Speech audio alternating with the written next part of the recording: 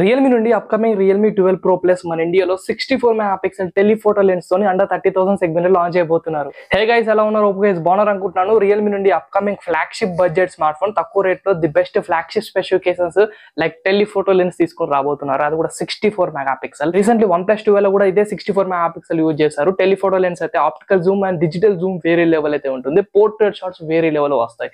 ఈసారి only camera oriented smart phone.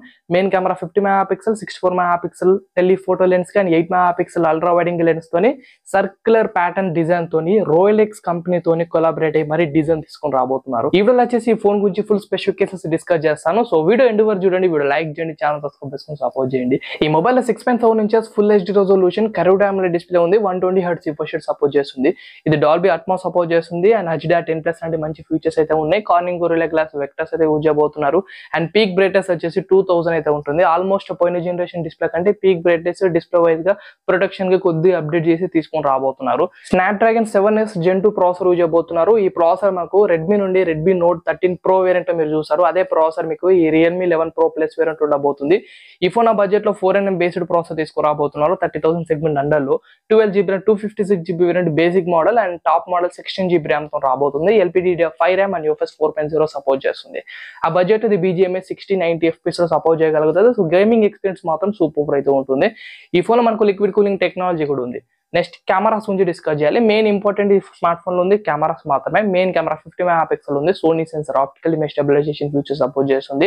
64 megapixel telephoto lens అయితే ఉంది. So optical 2x Zoom, digital గా 100x Zoom చేయగలుగుతుంది. ఇది మాత్రం క్రేజీగా అయితే ఉంది. And 8 megapixel ultra వైడింగ్ lens, selfie camera 32 megapixel కి అప్డేట్ చేశారు. So front and back 4K resolution videos అయితే తీసుకోవచ్చు. 60 FPS లో అండ్ 30 FPS లో తీసుకోవచ్చు.